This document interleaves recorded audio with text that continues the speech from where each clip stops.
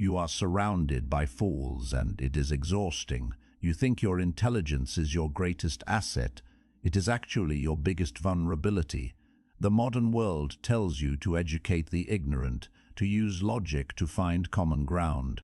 Arthur Schopenhauer knew the brutal truth. Logic is defenseless against stupidity.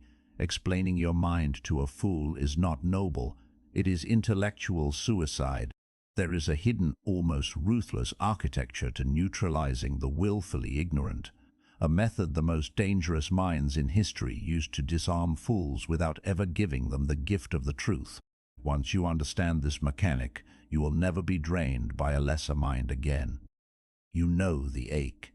You are sitting in a room, perhaps a boardroom, a family dinner, or a digital battleground, listening to someone speak with absolute, unshakable confidence about something they completely misunderstand. You feel the pressure building in your chest. Your brain instantly maps out the flaws in their logic. You gather your facts. You prepare your argument. You lay it out perfectly, expecting the light of reason to wash over their face. Instead, they stare at you. They blink, and then they double down on their original absurd point. You leave the interaction exhausted, your energy depleted, questioning your own sanity. Why does this happen? Why do you lose when you are objectively right? Because you are suffering from the intelligence trap. You are projecting your own operating system onto a machine that cannot run it. Intelligent people operate under a fatal delusion, the belief that the rest of the world values the truth. You assume that if you just present the right evidence, the other person will analyze it, adjust their worldview, and agree. Schopenhauer despised this naive optimism. In his blistering text, The Art of Being Right, he observed a dark, unyielding law of human nature. People do not argue to find the truth. They argue to establish dominance. Psychology calls it the Dunning-Kruger effect, the cognitive bias where people with low ability possess a hallucinatory level of confidence. But understanding the graph is not enough. You must understand the gravity of it. Ignorance is not a passive state. It is an active, heavily armored defense mechanism. When you introduce logic to a fool, they do not see an opportunity to learn. They see a threat to their ego, and the human ego will burn down the entire world before it admits it is wrong. Daniel Kahneman, in Thinking Fast and Slow, divided the mind into System 1 and System 2. System 1 is fast, emotional and instinctual. System 2 is slow, deliberate and logical. Stupid people are prisoners of System 1. They live there. They feel an emotion, attach a fast opinion to it and call it a fact. You, the intelligent person, are trying to use System 2 on them. You are offering nuance. You are offering data. It is a translation error. You are speaking mathematics to a barking dog. Worse, you are doing all the work. You are spending immense caloric energy crafting a perfectly reasoned argument, while they are spending zero energy simply refusing to accept it. They drain you not by outsmarting you, but by outlasting you. They drag you down into the mud of their own cognitive limitations. Schopenhauer recognized this 2 centuries ago. He realized that truth has absolutely no currency in a debate with a fool. So what do you do? If logic fails and reasoning is a trap, how do you win? You don't fight them. You weaponize their own momentum. Schopenhauer understood that the intellect is a servant to the will. The will, the blind, irrational, emotional drive of a human being, always wins. When you argue with a fool, you are providing them with exactly what they want: friction. Friction makes them feel important. Your frustration proves to them that they matter. Every time you counter their point, you legitimize their delusion. You are telling them your idea is worthy of my time and my anger. To break a fool, you must deny them friction. How? By using Schopenhauer's most savage strategy. Do not disagree with them, agree with them, but agree with them so completely, so violently, that you push their argument into the realm of pure absurdity. In philosophy, this is akin to reductio ad absurdum. In dark psychology, it is simply handing a man enough rope to hang himself. Imagine a colleague who insists that all modern art is a scam and that anyone could paint a masterpiece. The instinct of the intelligent person is to argue about technique, art history, and subjective expression. Stop. Instead, lean in. Nod slowly. You are entirely right, you say. In fact, since it is so easy, we should quit our jobs today. We will buy some paint this afternoon. You can do the canvases. I will find the gallery. We will be millionaires by Friday. Why are we even sitting in this office? Watch their eyes. You have not attacked them. You have completely validated their premise, but you have accelerated it to its logical, catastrophic conclusion. The fool operates on the surface. They never think 3 steps ahead. When you force them to look at the destination of their own thought process, their brain short-circuits. They have to backpedal. They have to inject nuance. They have to suddenly start arguing against themselves to save face. You did not defeat them with your logic. You defeated them with their own stupidity. Schopenhauer employed this mercilessly against his academic rivals. He did not engage in polite discourse with people he considered charlatans. He did not treat their ideas as equals. He magnified their flaws until the flaws became comical. When you do this, you protect your own energy. You step out of the ring. You become the observer, watching a child trip over their own shoelaces. But this requires a terrifying shift in your own psychology. You must kill the part of your ego that desperately wants to be recognized as right. Intelligent people are addicted to being correct. You want the satisfaction of the other person conceding. You want the moral victory. Schopenhauer would tell you that seeking validation from a fool is the ultimate form of stupidity. Why do you care if a lesser mind acknowledges your brilliance? Why do you need a blind man to compliment your painting? When you drop the need to be right in their eyes, you become immune to their provocations. You stop giving them the remote control to your nervous system. Let them hold their incorrect beliefs. Let them walk into the world with their flawed maps. It is not your duty to save them. It is your duty to protect yourself from them. Which brings us to a darker, more necessary realization. Stupidity is not a passive trait. It is highly contagious. If you spend enough time trying to navigate the chaotic, irrational landscape of a foolish person's mind, you'll begin to compromise your own. Cognitive load theory explains that our mental bandwidth is strictly limited. When you interact with a highly irrational person, your brain works over time. You are trying to predict their unpredictable reactions. You are suppressing your own frustration. You are walking on eggshells. This sustained cognitive taxation slowly degrades your own decision-making abilities. You become irritable. You make poor choices. You lose your creative edge. You are letting a parasite feed on your intellectual capital. Schopenhauer was notoriously solitary. People called him a misanthrope. They said he hated humanity, but read the wisdom of life. He did not hate humanity. He was simply ruthless about his mental diet.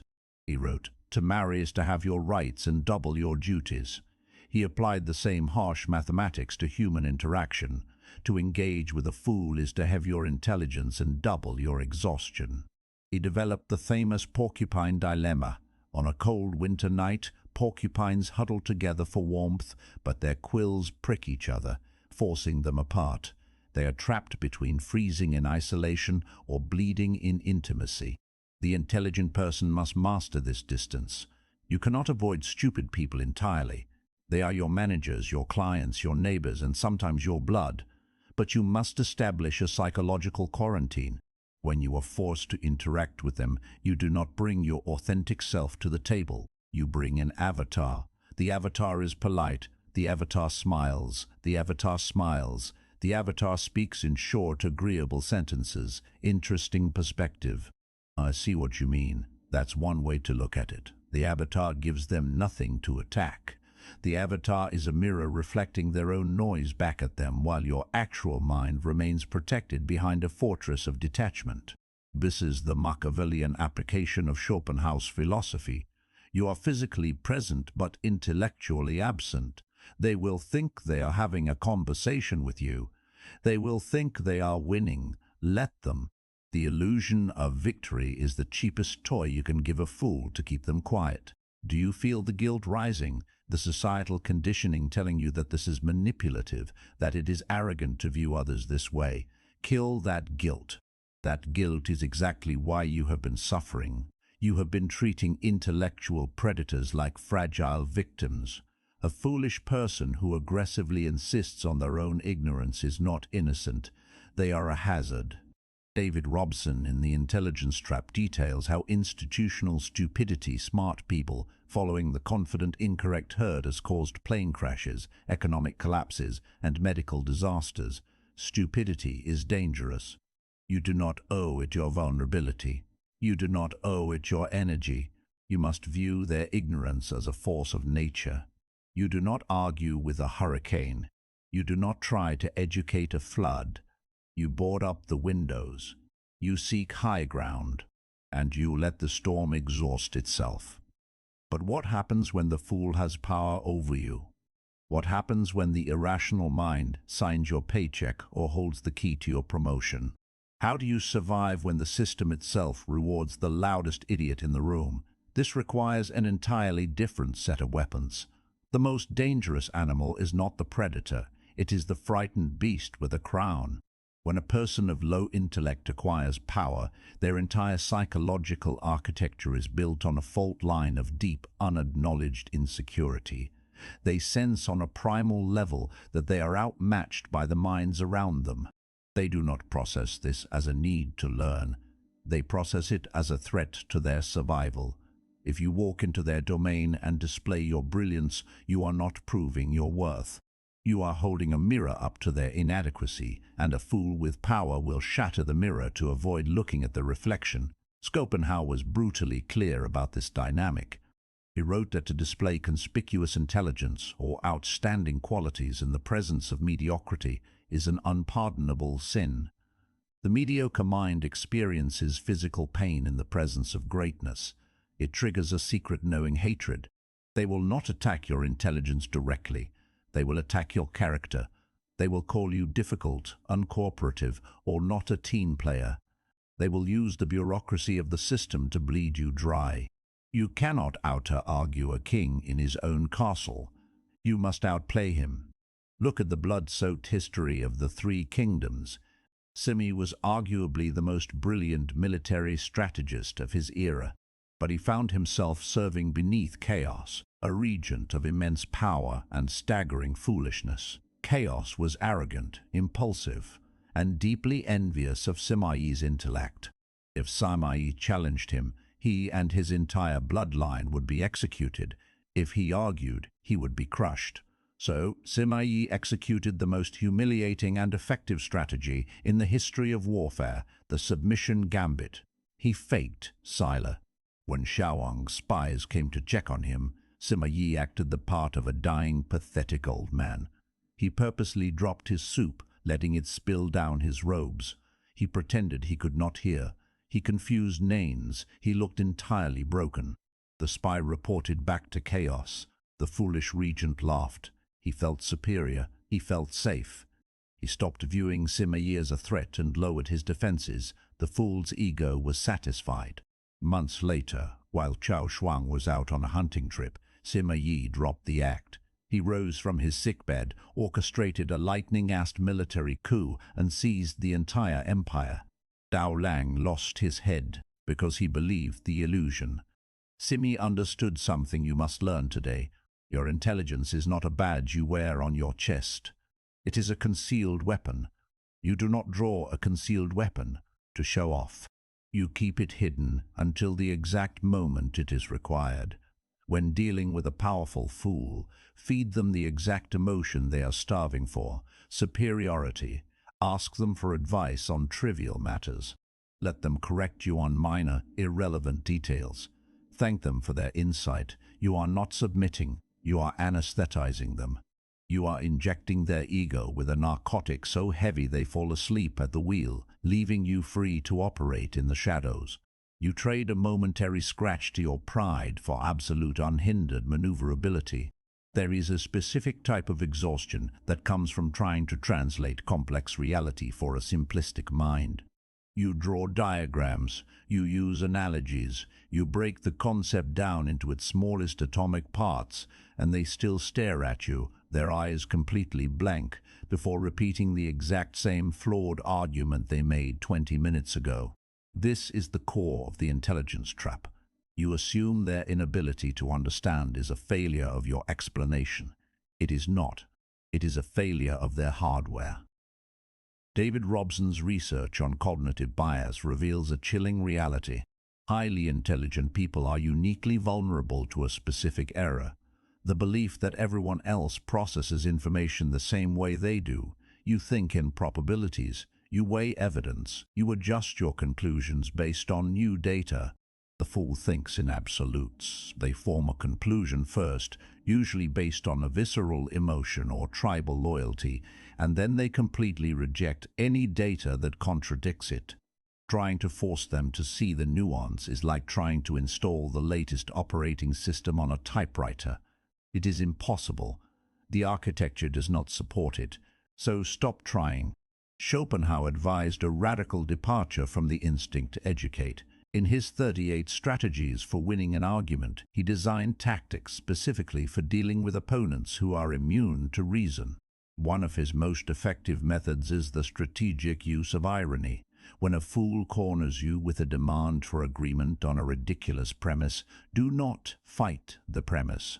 Say this: what you are proposing is so extraordinary, it completely transcends my poor capacity to understand it. I must defer to your judgment. The fool will puff out their chest. They will take it as a concession. They will believe they have dazzled you with their brilliance, but anyone with a fraction of intellect watching the exchange will hear the dripping sarcasm. You have insulted them to their face, and they thanked you for it. You have safely exited the conversation without expending a single calorie of intellectual energy. You must understand the economics of attention. Every hour you spend debating a fool is an hour stolen from your own empire. It is energy diverted from your wealth, your health, your actual goals. Fools are energy vampires. They do not produce, they consume. They drag you into endless circular debates because they have nothing better to do with their time. Your time is expensive, theirs is worthless. When you engage, you are trading gold for dirt. Cut the transaction. Walk away. Let them believe they won. The lion does not lose sleep over the opinions of sheep, and the architect does not weep when the demolition crew calls his blueprints confusing. We need to address the darkest part of your psychology, the reason you keep engaging with them. It is not just because you want to be right. It is because you feel sorry for them. You think, if I can just make them see the truth, their life will improve. If I can just show them the flaw in their logic, they won't make this terrible mistake. This is the arrogance of empathy. You believe you are the savior of the ignorant. You are playing God with someone else's cognitive limitations. This is a dangerous, bleeding heart philosophy that will drag you to the bottom of the ocean. Kruger and Dunning's landmark 1999 study revealed the cruelest joke of human psychology. The very skills required to be competent at a task are the exact same skills required to recognize competence. Therefore, the profoundly incompetent lack the metacognition to even realize they are incompetent. They are trapped in a fortress of unearned confidence, completely blind to their own deficits. You cannot save them. They do not want to be saved. They enjoy the fortress. It is warm inside. It protects them from the terrifying complexity of the real world. When you try to forcefully drag them into the harsh light of truth, you are not acting as a healer. You are acting as an invader, and they will fight you with the ferocity of a wild animal defending its territory. Look at the people in your life. The chronically broke friend who refuses to change their spending habits but aggressively argues about the economy. The toxic family member who creates endless drama but insists everyone else is the problem. How many years have you spent trying to use logic to fix them? How many hours of sleep have you lost? They have not changed a single degree. But you have aged. You have grown cynical. You have grown tired. Your empathy is funding their delusion. Schopenhauer was ruthless in his assessment of human potential. He believed that character is immutable. People do not change their nature, they only change their circumstances. If a person is a fool today, they will be a fool tomorrow. Accepting this is painful. It requires a kind of emotional amputation.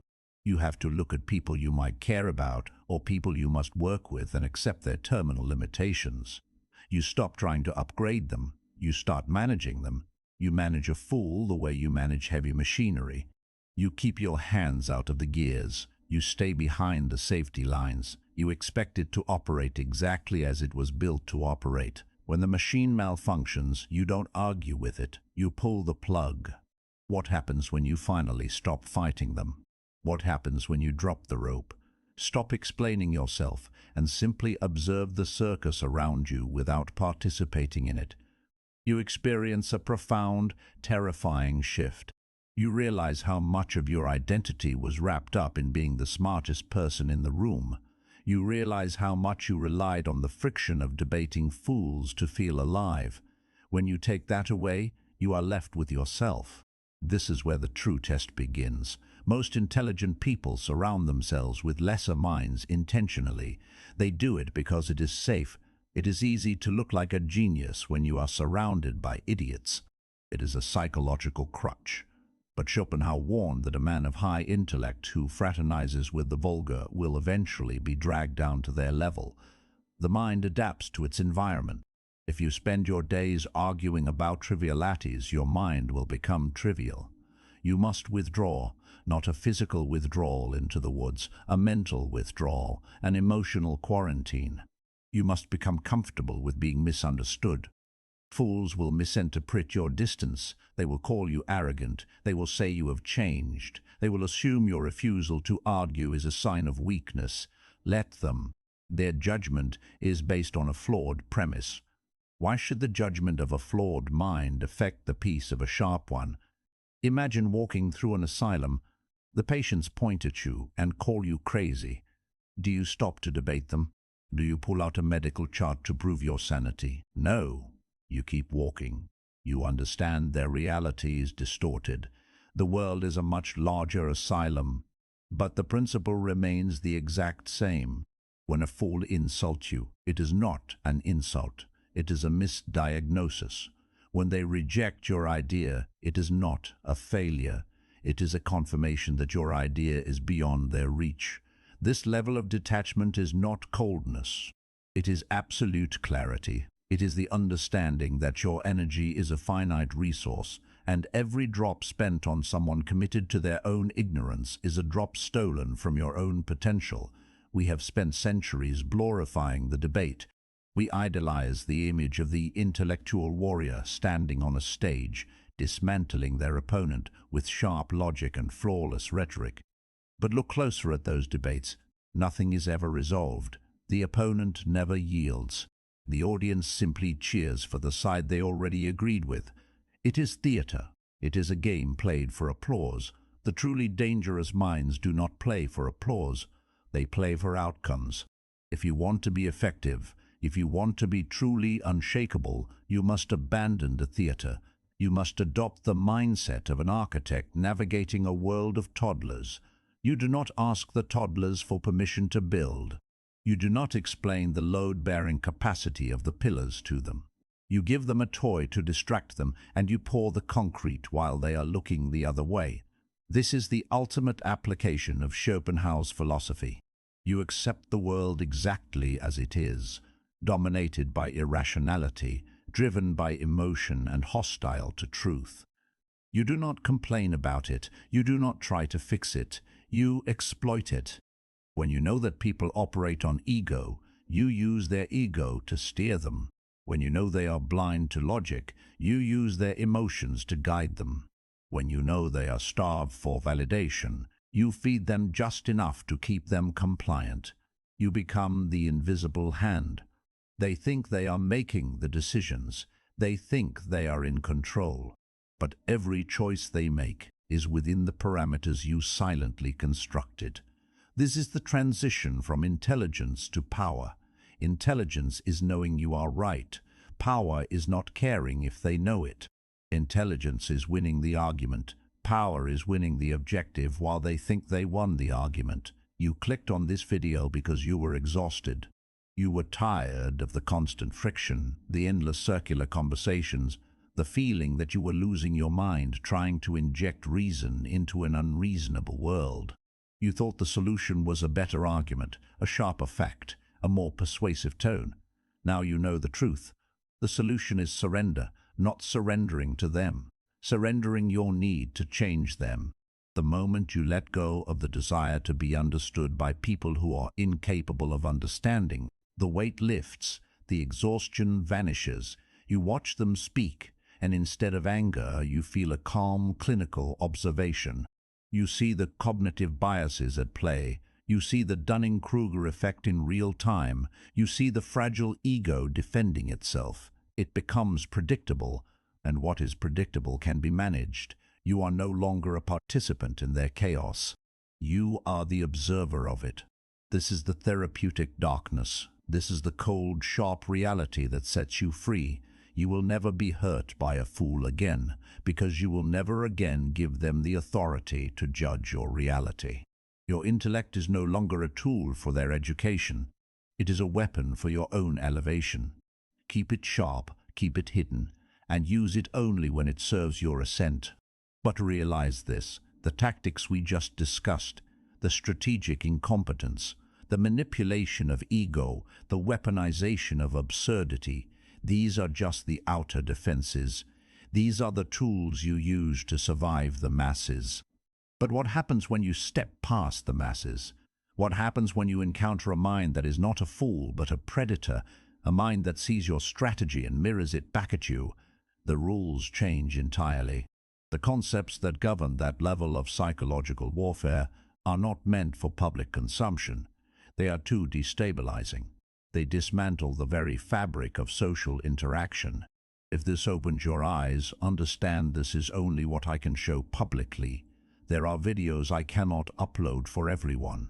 There are aspects of dark psychology that I simply cannot discuss publicly on YouTube without being censored or demonetized. The algorithm suppresses the most powerful information. Those exist behind the join button.